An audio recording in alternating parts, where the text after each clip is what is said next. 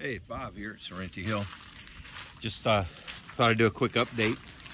I know I say quick update, it usually takes 10 or 15 minutes, but hey, it is what it is, right? Boy, it's nice and cold today. Last week we had some days where we were up in the 70s, and last night a front blew through, some pretty crazy storms, and today it's beautiful.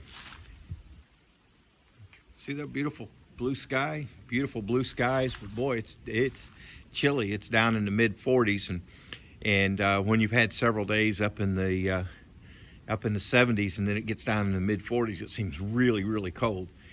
But at any rate, what I'm out doing today is, last weekend I had told about that on December 4th we were going to be doing a craft fair and trying to sell some things, and we did that on Saturday.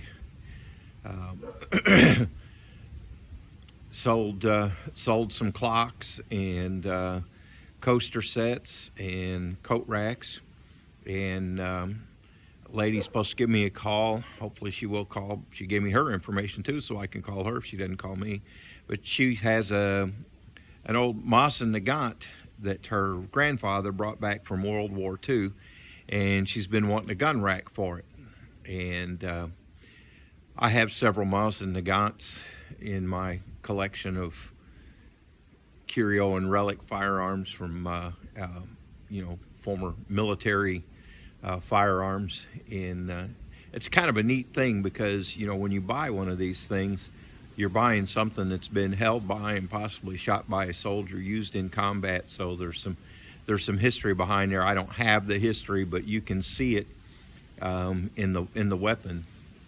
The scratches and scars and dings. I've got one where some soldier scratched his initial into the buttstock of his rifle. Probably got in trouble for it too. Probably got a write-up.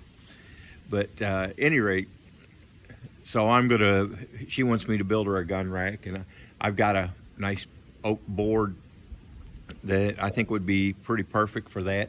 So that'll be kind of fun to do. And didn't sell any wind chimes, but had some interest in them. Not everybody wants a wind chime, but got some ideas for some other things. Deb had told me that she thought I should make some trivets, that she would like some trivets.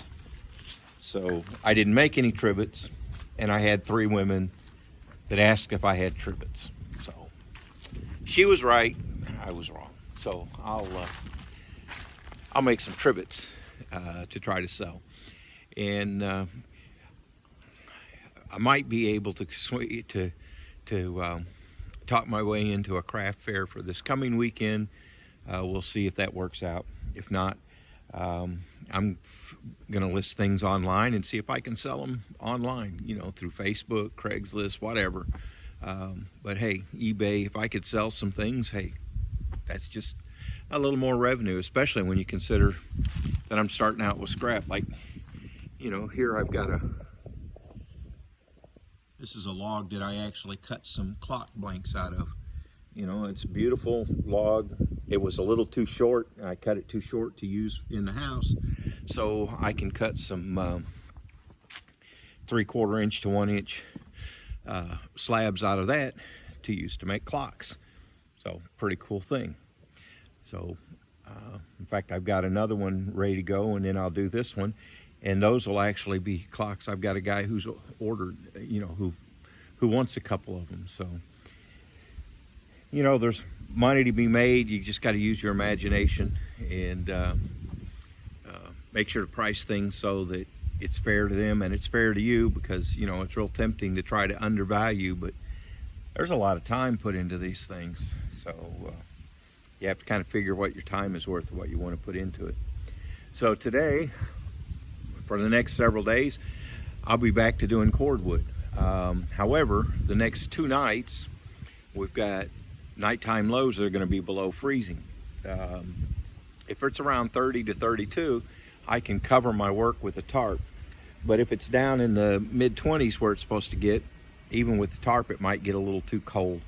And especially with it being just fresh, I'm told, I haven't experienced that and hope to never experience it, but I'm told that you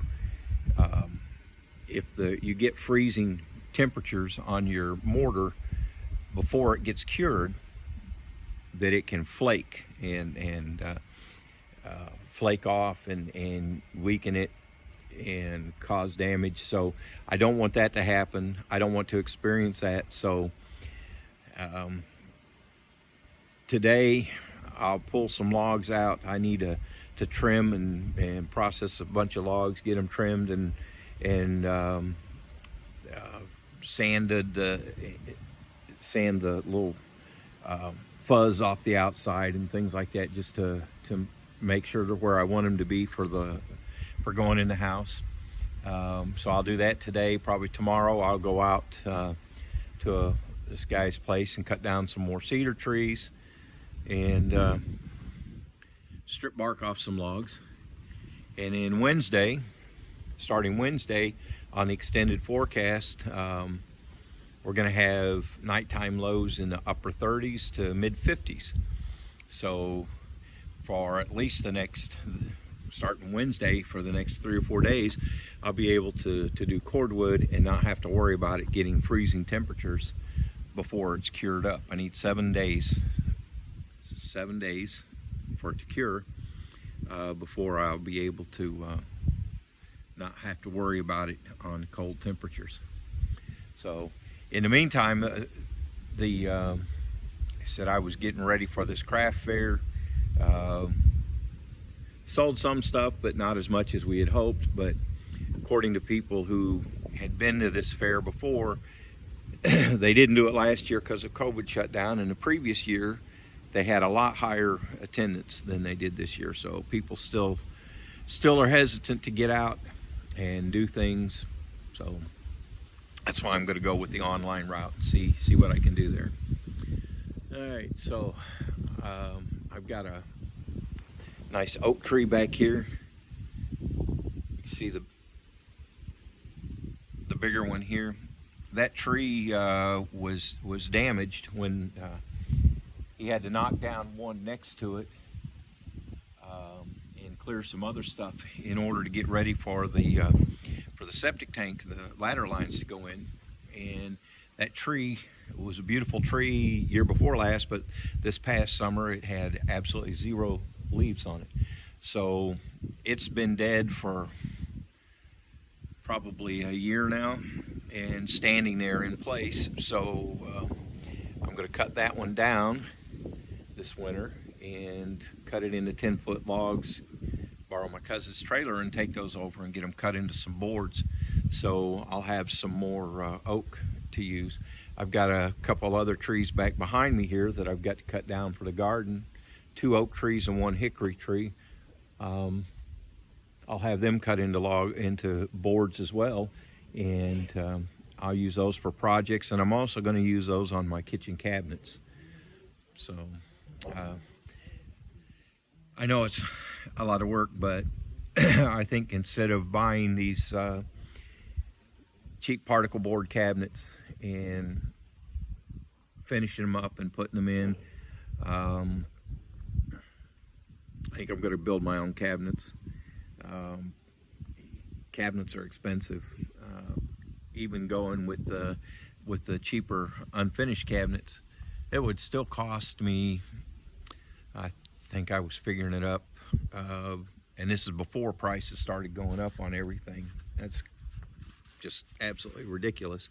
But it was going to cost over $2,000 for unfinished cabinets. And in order to get it, now if I had custom cabinets made, or buy real nice, more expensive, better quality cabinets, we're looking at $5,000, $6,000, $8,000. Thinking, man, $8,000. That would buy all my insulation for the floor and the ceiling. That would buy all of my my floor tiles. That would pay for the shower the tile shower we're going to do. That would pay for all my bathroom fixtures. I mean, when you're doing this stuff yourself, man, $8,000, that'd buy a lot of stuff. So I just have a hard time putting my head around that, even over $2,000. So sometimes when you're doing this, people say, well, that'll take a lot of time, it's a lot of work. But especially when you're doing it out of your own pocketbook, sometimes what you have to do is you trade time for money. And I've got time, so trade time for money and do a lot of things myself and do a lot of things manually. Yes, it takes more time, but it costs less money. And then I have more money to put into other things, like maybe buy a higher quality sink, I don't know, things like that. But or go a little further and not have to borrow money, anything like that. So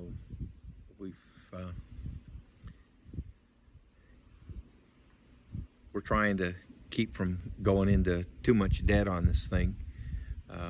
Although I will say my Lowe's and Home Depot credit cards have really suffered from this. So that's about the only thing that I've got to pay off. But at any rate, I'm going to be grabbing logs out of the kiln. Boom. And I'll haul them up there, and then I will cut them to length, sand the ends, get them all stacked up, take all of my materials and move it from where I was working on the last wall over to this wall section, and go out and cut some more trees tomorrow, peel bark off some more branches or some more logs, and then that way when Wednesday comes around and I've got good weather, I can get to work doing some more cordwood. I want to get these walls done. I'll show you where I'm going to be working here. This is on the north side of the house. These are the windows in the living room. These are actually up a little higher, and I don't know if you can make out the outlet boxes on them. I put my outlets up higher because the couch, I'm going to build a couch unit, an L-shaped couch unit, and it's going to go, one side of it will go against this wall, and then over here is bedroom wall. Behind that is the closet, and then behind this tarp here is a window, and then this is the next section I'll be working on. And it looks like I'm going to have to do some drying here. It's a good thing I'm not doing cordwood, because the way the wind was blowing that rain, I've actually got water standing on here. So I told you it was a pretty crazy storm we had last night. So this is the next wall section I'll be working on. It'll be my first corner where I'm having to join walls together. So that'll be interesting. And it's really nice. You can see how much in the past couple weeks, it's been a couple weeks since I've done any cordwood. You can see how this, how the mortar is lightened up and how white it's turned. And that's what it looks like inside the house. So, all right. Well, enough talking. Time to get to work.